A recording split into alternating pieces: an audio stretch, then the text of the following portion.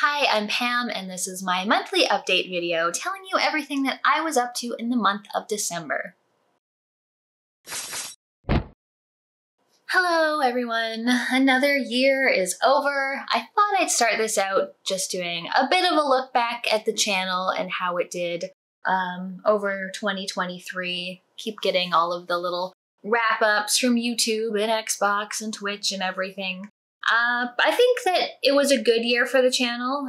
Last year I posted saying I was going to be making a bit of a change and pulling back a little bit on content, not trying to put it out 4 videos a month just for the sake of doing it, and focus on, you know, making videos or streaming just kind of when I felt like it, which I think has worked pretty well for me. I felt definitely less burnt out in terms of content creation this year, and also my channel has continued to grow, which I very much appreciate. The channel got over 1 million views in 2023, which is amazing. I put out 31 videos and gained a little over 5,000 subscribers. So currently I'm at like 94.5 or something. So if I can duplicate last year's subscription growth, I'm hopeful that I can hit 100K in 2024. So yes, hopefully that will happen. I don't know. I could just absolutely plummet and it never happens. But yeah, I'm hopeful that this is finally the year that it's going to happen. I've also had a lot of fun streaming on Twitch from time to time, whether it's adventure games, checking out new things, or playing a bunch of Hollow Knight, streaming for charity, things like that. So thank you to everyone who watches my videos, who comments on them. Special thanks if you share them, if you are someone who supports me on Patreon, or if you watch or subscribe to me on Twitch. Much appreciated. Thank you very much. As far as updates go, last month I think there were 2 more episodes of Point and Drink Adventure, including a holiday episode where we drank lovely festive holiday drinks, so you should check those out over on the Point and Drink Adventure channel if you haven't already. Now, I thought that this was going to be another month with 0 pickups to share, but these just came in today. Shipping to Canada from the States or anywhere is garbage. It costs $1 million and it takes fucking forever. But they're here, so I'm happy. I got a couple new vinyl. The first one is Fallout Songs for the End of the World. This is a compilation and selection of some of the licensed tracks from Fallout 3 and 4. Comes with a cute little guide, which is the lyrics to the songs. I really like the music as you're sort of wandering around the wasteland in Fallout. It's got like Billie Holiday, the Ink Spots, just a lot of really cool sort of old-timey music. This is also, I think, the coolest looking vinyl I have now. Isn't this amazing? Just this like bomb kind of pattern. I love it. Yeah, I put this on as soon as it came, as soon as I got it in the mail. I was so excited. I was pissed yesterday because it said it was coming, and then it was like, wrong address, being held at depot. It's like, no, the address isn't wrong, just deliver it, please. But it finally came. And then something I picked up a little bit on a whim while I bought this one is Resident Evil. So this is the soundtrack to the original PS1 game. It's very nice. It comes with all kinds of goodies. Here's the gatefold. It comes with a big booklet for this one, which goes over the different scenes sort of in the mansion from the game. And these are also really, really gorgeous. This is a 2-record set. And this one, it's like a green kind of zombie brain splatter, which I also really like. So I'm gonna be honest and say I'm not all that familiar with the Resident Evil 1 music because I haven't played it since, I don't know, 1998 or something. But yeah, I just kind of picked this one up on a whim, so I'm looking forward to listening to this as well.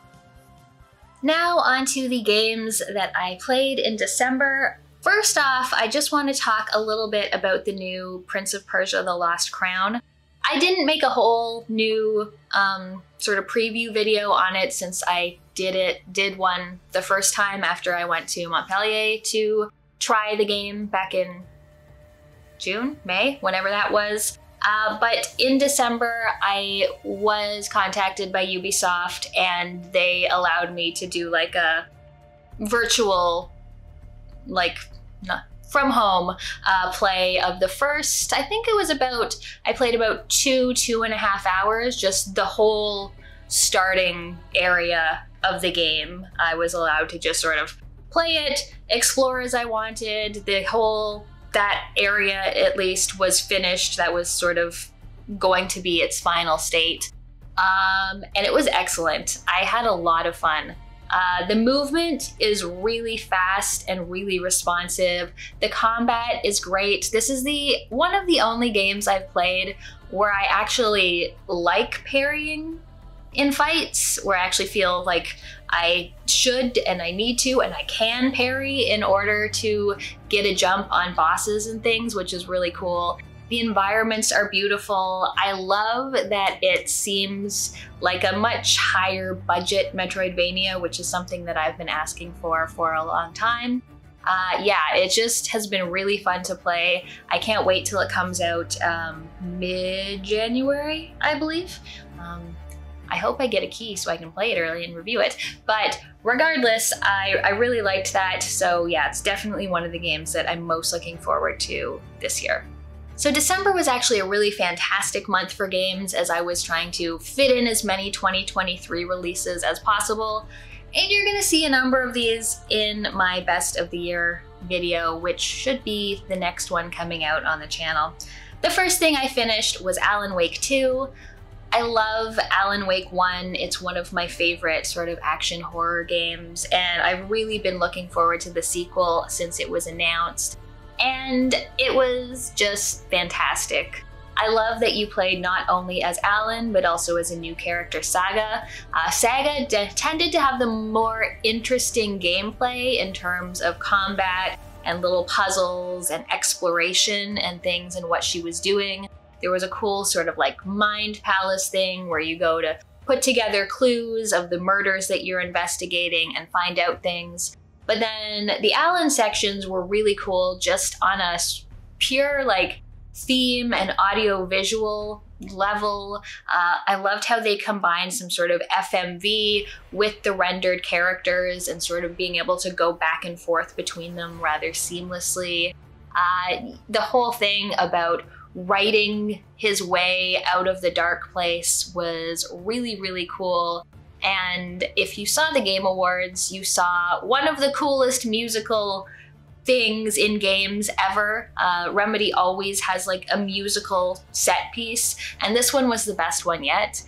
And there were actually 2 musical set pieces, which is just 2 is better than one. So I had an amazing time with this. It's a fairly long one. Like I think my game was pushing 30 hours, which for this type of game I'd usually start falling off after, I don't know, 20 or so.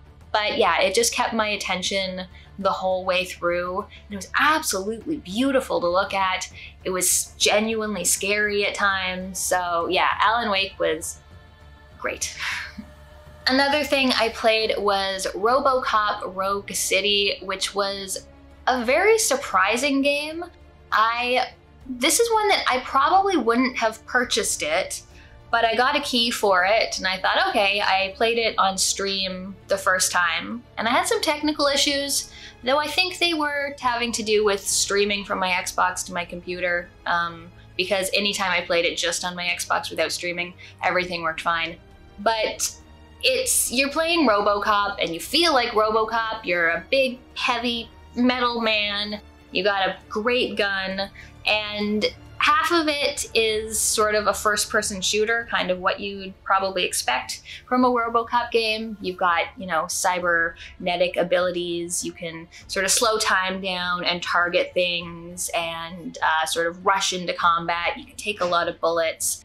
But then the other half, which I wasn't expecting, is like an adventure game where you just sort of go around the police station and help your fellow officers. You make some decisions about like who you want to help, what kind of cop you want to be. You go around the city. Sometimes you're doing just very mundane things like giving people tickets for parking in front of fire hydrants and things. But there's all these little choices all the way through.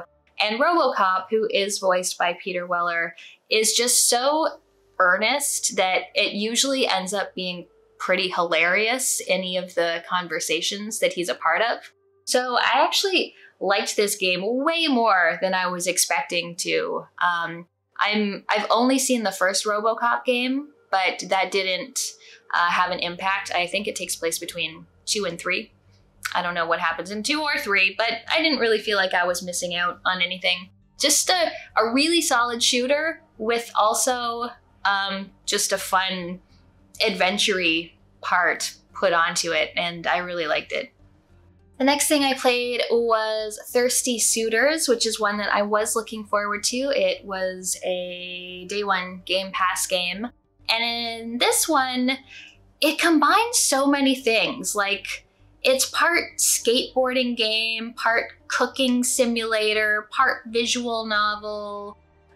It's just really interesting, and also with turn-based kind of RPG combat. You play a young woman named Jala who's gone back to her hometown after kind of just running away from it a few years earlier and leaving her family and friends all in the lurch. So as she comes back, she needs to, make things right with her family, but also all of her exes have a bone to pick with her, so she has to do battle with all of them throughout the game. So it's also definitely got a Scott Pilgrim kind of vibe. And I thought that the best parts for sure were the writing. I just found it incredibly charming, especially some of the interactions with her and her parents. They were just incredibly well written. Also the animation, everything, even the cooking segments are just very acrobatic, and Jala's always like spinning in the air and doing flips and somersaults, and it's just really fun to watch. I really liked the cooking segments. They're basically just quick time events, but while you're doing them, you're also having a conversation with someone in the kitchen. The turn-based combat I found had an interesting premise. You're again having a conversation while this fight is taking place, and you can sort of determine if someone is thirsty or impressed or angry or shocked. I don't think those are the exact right words, and then you can taunt them and do extra damage, which is a cool idea. Although I did find most of the combat, it kind of dragged on after a little bit. There were a bunch of optional fights, and I skipped all of those because I wasn't super interested in doing them. But it was fun just to sort of skateboard around the town. And again, yeah, the writing and the story were definitely the big draw here. So yeah, if you like that kind of game, I do recommend Thirsty Suitors. El Paso Elsewhere is another one that I was very excited to play. This game is very much inspired by Max Payne. It is a third-person shooter where you can slow down time. There's so much slow motion. You can dive through the air and shoot things. You play a character who feels and sounds very much like a noir detective, and he is hunting down his ex-girlfriend, Dracula, Lord of the Vampires, because she is trying to end the world. So you're going through a series of 50 levels, each of which is fairly quick, like 5-ish minutes long each level, and you're fighting all of her monsters, so werewolves and zombies and vampires. While you're doing it, you're sort of rescuing hostages throughout the levels. Some of them you have to find keys in order to open new places. And then you get back to the elevator you came in on and sort of continue your descent down toward Dracula. And the gameplay is a lot of fun. There was a few points where I thought, I could have done with maybe 5 to 10 less levels overall. But for the most part, it keeps things interesting by constantly introducing new enemies or just changing the environment that you're in. The environment's always like this warped version of some reality or memory that the main character is having. And the best part is that between each level, there's a little scene of sort of the past between James and Dracula and sort of how their relationship came to be, how their relationship fell apart. And the whole thing is just capped off by an incredible hip-hop / electronic soundtrack and just this amazing, amazing voiceover of just like the perfect voice to be doing this. I think it's actually the game director's voice, but it was also a lot of fun. I really enjoyed El Paso Elsewhere. Now going way back in time a little bit, I needed a new adventure game to play on Adventure Game Sundays over on Twitch, and I decided I was going to play through the Quest for Glory series.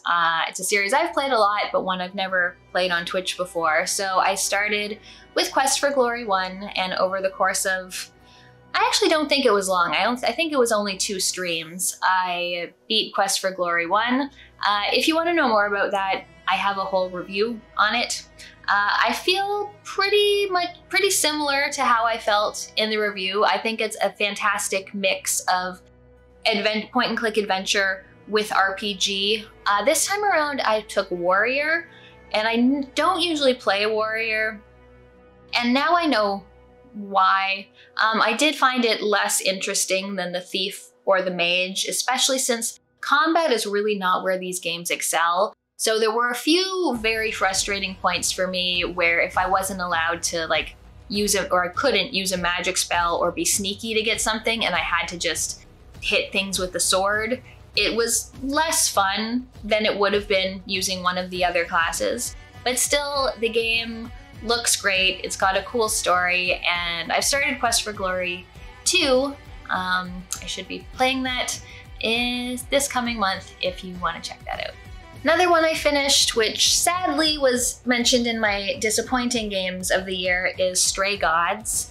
This is one I was really looking forward to because it is a musical role-playing game, and I love musicals. I love when games do something different, like be a musical. Even like Rhapsody: A Musical Adventure, that sort of brought me a lot of joy, even though the gameplay itself was just okay.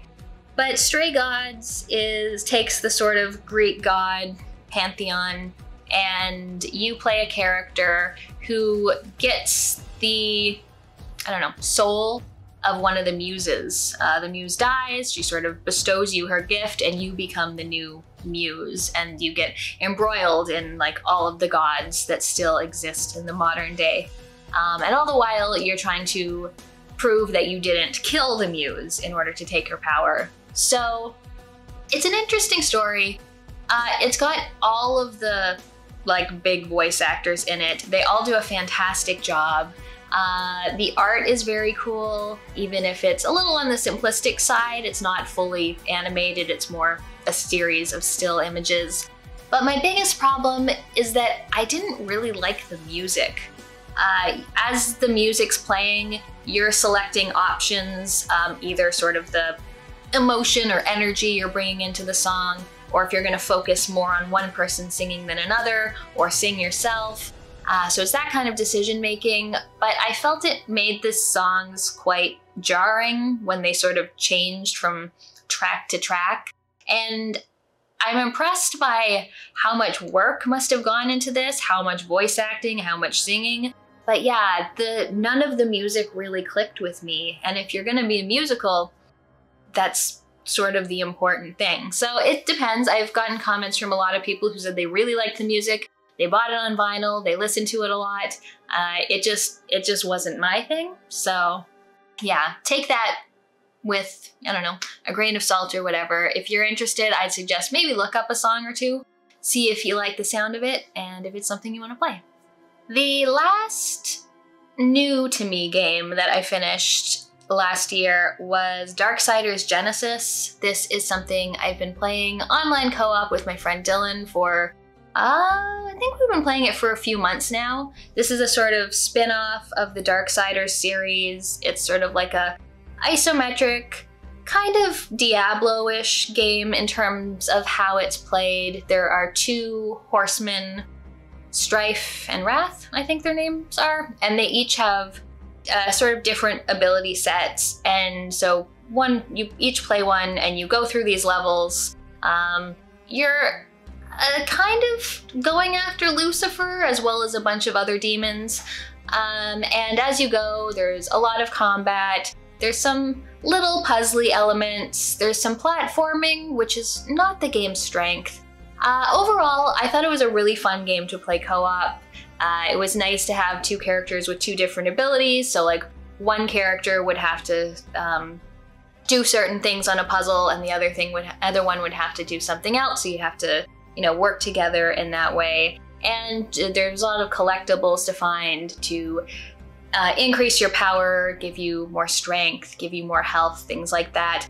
In between each level, you would go back to the hub and you could like level up and talk to the people there and get your next quest and move on to the next one. It was kind of janky at times. And the ending, we didn't think we were at the end. We did one boss fight and we're like, okay, now it's gonna be the final boss fight against Lucifer. And then the game was just like, oh no, you're done. Here's your credits. It's like, oh, well, that was a little anticlimactic. But overall, I really enjoyed playing the game. Probably wouldn't play it solo, but very fun co-op. And last game, I beat Hollow Knight again for, I don't know, the third time this year. I have a problem, I think. I was like, I'm gonna start a new Metroidvania. And then a little voice is like, well, what if you just played Hollow Knight again? And then that voice was reinforced, and I was like, well, I guess I'm just playing Hollow Knight again. Originally, I was just gonna play through it in the hopes of eventually doing the Pantheons and everything, because for some reason I feel like I need to start a brand new game every time I want to try that rather than a save that's already right there. But I beat the game, I beat Hollow Knight for the first time in around 12 to 13 hours, and then when I did that, I thought, hey, there's an achievement for getting 100% in 20 hours. Maybe I could do that. And I didn't, I failed. It took me like 21 hours to do that. But I think if I had gone into that from the beginning with that goal, rather than more than halfway through, I could do it. So I actually think I might stream that attempt, although many streams, but just, keep me honest. But yeah, I've just been playing Hollow Knight through the sort of Christmas, New Year's break and having a great time with it. But yeah, that's my updates for what I was doing in December. Leave me a comment, let me know what you've been playing, if you got any cool pickups, and thanks so much for watching. I'll see you next time.